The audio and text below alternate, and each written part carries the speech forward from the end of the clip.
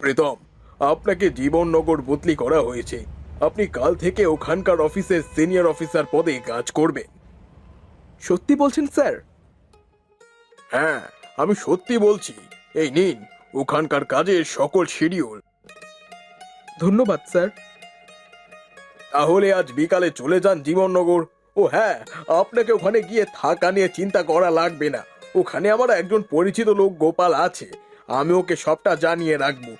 আপনার যখন যা দরকার হয় ওকে বললেই হবে। ঠিক আছে স্যার। আমি প্রীতম, অফিসের কাজে আজ জীবননগর যাচ্ছি। সারা দিন অফিসের কাজ শেষ করে রওনা দিতে দিতে রাত হয়ে গেছে। বাস থেকে নেমে আশেপাশে তাকিয়ে দেখলাম একটাও রিক্সা বা কোনো গাড়ি নাই। গাড়ি কেন, একটা মানুষও নাই। এমন সময় হাতের ঘড়ির দিকে তাকিয়ে দেখলাম তখন রাত বাজে 12টা। এই শীতের রাতে রাত 12টা মানে অনেক রাত। আর এত রাতে এখানে কেউ থাকবে না এটাই স্বাভাবিক। দূরে একটু দূরে তাকিয়ে দেখলাম একটা চায়ের দোকানে টিপ টিপ করে আলো জ্বলছে। আমি হাঁটতে হাঁটতে সেই চায়ের দোকানের সামনে গিয়ে দাঁড়ালাম। দোকানের মধ্যে একটা লোক বসে আছে। লোকটা আমাকে দেখে কড়া শব্দে বলে উঠল, কে আপনি? আর এত রাতে এখানে কি করছেন? দাদা, এখানে কি জীবননগর যাওয়ার গাড়ি পাওয়া যাবে? আপনি কে মশাই? এত রাতে এখানে সে বলছেন জীবননগর যাওয়ার গাড়ি পাওয়া যাবে? আমি প্রীতম, আমি একটা সরকারি চাকুরি করি, তাই অফিসের কাজে জীবননগর যাচ্ছি। না, এত রাতে কোনো গাড়ি পাবেন না। আমাকে বিরক্ত না করে এখান থেকে যান বলছি। আচ্ছা দাদা, জীবননগর কোন রাস্তা দিয়ে যেতে হয় সেটা তো বলতে পারবেন? ওই রাস্তা দিয়ে সোজাসুজি গিয়ে একটা নদী পাবেন। ওই নদী পার হলেই জীবননগর। চায়ের দোকানদারের কথা শুনে রাস্তা দিয়ে হাঁটতে শুরু করলাম। শীতের রাত, চারিদিকটা কুয়াশায় ঢাকা, সাথে ঠান্ডা বাতাস বইতেছে। তার সাথে নির্জন রাস্তা দিয়ে একা একা হাঁটছি। রাস্তায় একটা মানুষ কেন, কোনো পাখির কণ্ঠও শোনা যাচ্ছে না। মাঝে মাঝে রাস্তার পাশ দিয়ে শিয়ালের ডাক শোনা যাচ্ছে। শিয়ালের ডাকে বেশ ভয় করছিল। এমন সময় গরুর গাড়ির শব্দ শুনতে পারলাম। সাথে সাথে দাঁড়িয়ে পেছন ফিরে তাকিয়ে দেখতেই দেখি একটা গরুর গাড়ি এই দিকে আসছে। গরুর গাড়িটার সাথে একটা হ্যারিকেন ঝুলছে, সেই আলোটা দূরে দেখা যাচ্ছে। গরুর গাড়িটা কাছাকাছি আসতে দেখতে পেলাম একটা বৃদ্ধ লোক চাদর গায়ে গরুর গাড়ি চালাচ্ছে। এই শীতের রাতে বৃদ্ধ লোক গরুর গাড়ি চালাচ্ছে দেখে বেশ অবাক হলাম। গাড়িটা আমার সামনে এসে দাঁড়িয়ে পড়ল। গাড়ির ওপর থাকা লোকটা আমাকে বলল, কোথায় যাবেন বাবু? জীবননগর যাব কাকা। ও, জীবননগর যাবেন? ঠিক আছে, চলুন, আমি আপনাকে পৌঁছে দিচ্ছি। এই রাস্তায় রাতের বেলা একা একা যাওয়া ঠিক হবে না। সত্যি বলছেন? আপনি আমাকে পৌঁছে দিবেন? হ্যাঁ, সত্যি বলছি। আসুন, আমার গরুর গাড়িতে উঠে বসুন।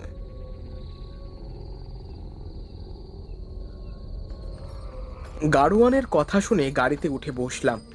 গাড়োয়ান তার গরুর গাড়ি চালাতে শুরু করলো। গাড়িটা পেয়ে বেশ ভালোই হলো। এত রাস্তা হেঁটে যেতে হয়তো রাত শেষ হয়ে যেত। গাড়োয়ান কোনো কথা না বলে চুপচাপ গাড়ি চালাচ্ছিল। কিছুক্ষণের মধ্যে মেন রাস্তা ছেড়ে জঙ্গলের রাস্তা দিয়ে গাড়ি চলতে শুরু করলো। আমরা এই রাস্তা দিয়ে যাচ্ছি কোথায়?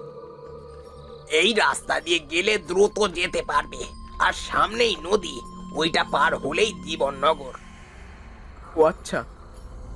বাবু, কেউ ডাকলে উত্তর দিবেন না, বা কাউকে দেখলে ডাকও দেবেন না কিন্তু। ওরা কিন্তু সামনেই আছে। ওরা মানে কাদের কথা বলছেন আপনি? এই জঙ্গলে তিনারা বাস করেন। তিনারা মানে আত্মাদের কথা বলছেন? হ্যাঁ, আত্মা। আত্মার কথা শুনতেই আমার শরীরের লোম যেন খাড়া হয়ে গেল। আমি জড়সড় হয়ে বসলাম। গাড়ির মধ্যে দিয়ে পেছনে তাকাতেই দেখলাম একটা মেয়ে সাদা শাড়ি পরে দূরে দাঁড়িয়ে আছে। বাবু, ওইদিকে তাকিয়েন না, ওটা কোনো মানুষ নয়। আচ্ছা, আপনার ভয় করছে না ওদের দেখে? কেন বাবু, আপনার কি ভয় করছে? ভয় পায় না, ভয় পেলেন তো মরলেন। না না, আপনি তো আছেন আমার সাথে, ভয় কেন পাবো?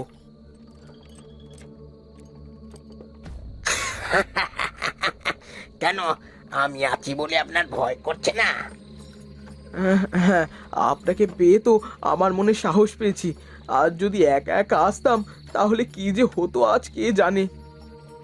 গাড়োয়ানের সাথে কথা বলতে বলতেই হঠাৎ গাড়িটা থমকে দাঁড়ায়।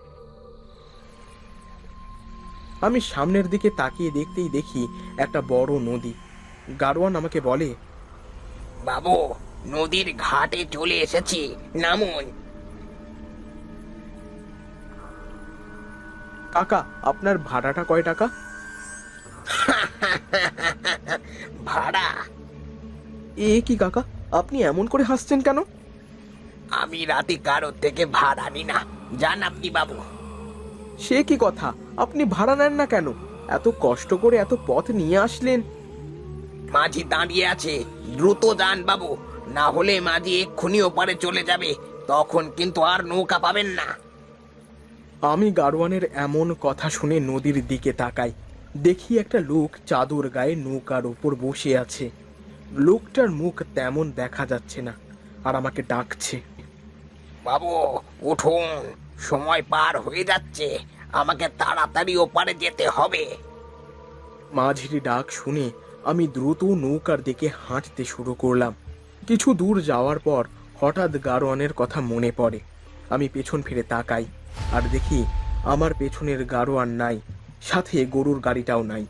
আমি বেশ অবাক হয়ে এদিক ওদিক দেখতে লাগলাম। কিছু দূরে দেখলাম একটা গরুর গাড়ি চলে যাচ্ছে। তা দেখে ভাবলাম হয়তো গাড়োয়ান চলে যাচ্ছে।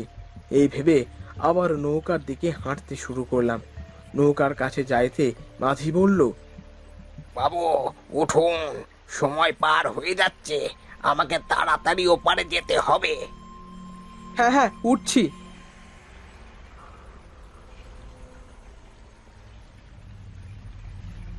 নৌকার উপর উঠে বসতেই মাঝি নৌকা ছাড়লো। মাঝির চাদর দিয়ে মুখটা ঢাকা থাকায় ঠিক মুখটা পরিষ্কার দেখা যাচ্ছিল না। সে তার মতো নৌকা চালিয়ে যাচ্ছিল। নৌকাটা নদীর মাঝামাঝি যাওয়ার সাথে সাথে দেখলাম নদীর মাঝে একটা গাছের সাথে দুটো লাশ ঝুলছে। ওইদিকে তাকাতেই লাশ দুটো চোখ খুলে আমায় ডাকতে শুরু করলো। আয় বলছি। এই কি, ওখানে কারা, আর ওরা আমাকে এইভাবে ডাকছে কেন? আমি এই বলে যেই মাঝির দিকে তাকাই দেখি সেখানে মাঝি নাই। এ কি, মাঝি কোথায় গেল? মাঝি দাদা, ও মাঝি দাদা, কোথায় গেলেন আপনি? এ কি হচ্ছে আমার সাথে? আমি এখন কি করব? আমি কি করব কিছুই ভেবে উঠতে পারছিলাম না। মুহূর্তের মধ্যে নদীর জলে ভেসে উঠল অনেকগুলো লাশ। গাছে থাকা লাশ দুটো তখনও আমাকে ডেকেই চলেছে। কি হলো? আয় বলছি, আমাদের জগতে তোকে স্বাগতম জানাই। না, আমি কিছুতেই যাব না। না না না, আমাকে এখান থেকে দ্রুত যেতে হবে। নৌকার উপর দেখি নৌকার বৈঠা পড়ে আছে। আমি উঠে বইটার কাছে এগিয়ে যেতেই দেখি গাছে ঝুলন্ত লাশ দুটো আমার সামনে দাঁড়িয়ে আছে।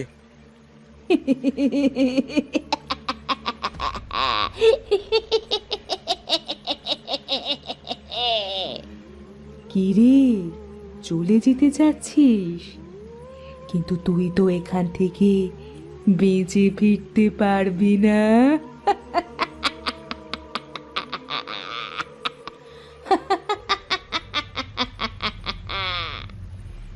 এ এ কি, কে কে তোমরা, আর আমাকে এইভাবে মারতে চাও কেন? কে আমরা? আমরা ওই গাছেতেই থাকি। আজ তোকেও আমাদের সাথে রেখে দিব।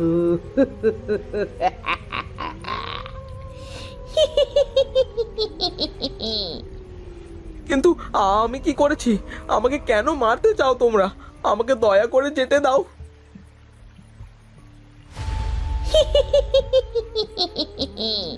না, তোকে আমরা কিছুতেই ছাড়বো না। জানিস না, রাত 12টার পর নদী পারাপার হতে হয় না। আমার ভুল হয়ে গেছে, আমাকে যেতে দাও। আর কোনোদিন রাত 12টার পর নদী পারাপার হব না। বেঁচে থাকলে তো তুই নদী পারাপার হবি।